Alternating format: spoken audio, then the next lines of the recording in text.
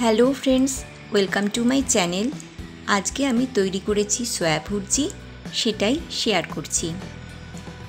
এই রান্নার জন্য এখানে আমি 1 কাপ সয়া গ্রানুলস নিয়েছি। এবার জলটা ফুটতে শুরু করলে দিয়ে দিলাম সয়া গ্রানুলস, দিয়ে দিলাম অল্প নুন। গ্যাসের ফ্লেমটা এই সময় মিডিয়ামে করা আছে। 2-3 মিনিট মতন হয়ে গেছে। এবার গ্যাসটা অফ করে এগুলোকে স্ট্রেনারে ঢেলে দিলাম। এবার জল দিয়ে একটু ধুয়ে নেব।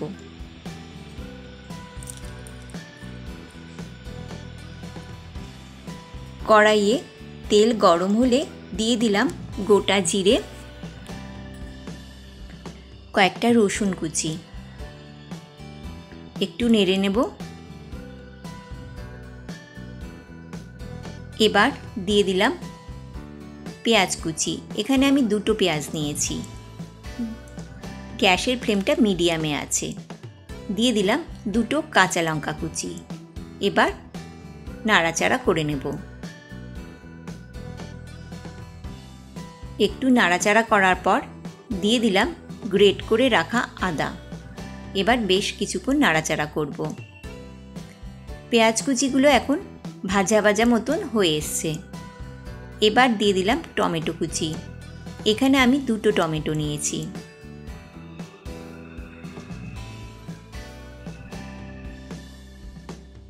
দিয়ে দিলাম নুন দিয়ে ভালোভাবে মিশিয়ে দেব।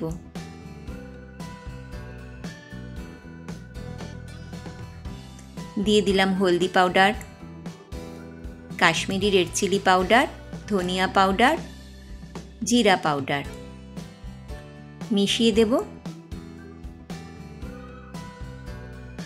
দিয়ে দিলাম অল্প জল। এবার ভালো করে মিশিয়ে দিয়ে কিছুক্ষণ নাড়াচাড়া করব। এই সময় গ্যাসের ফ্লেমটা মিডিয়াম টু লোতে করে দিয়েছি।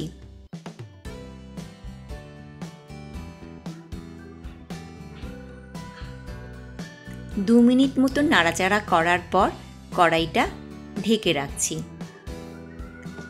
এদিকে সয়া গ্রানুলসের অতিরিক্ত জলটা চিপে ফেলে দিলাম।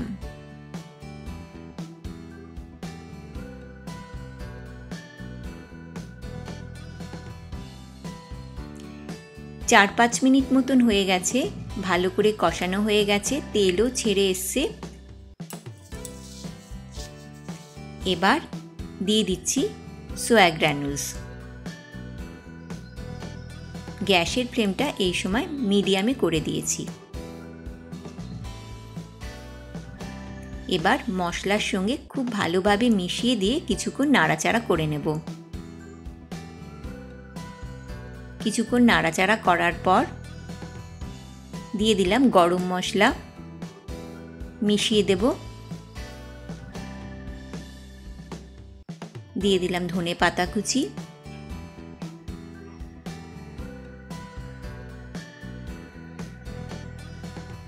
দিয়ে দিলাম কসুরি মেথি। এবার কিছুক্ষণ নাড়াচাড়া করে নেব।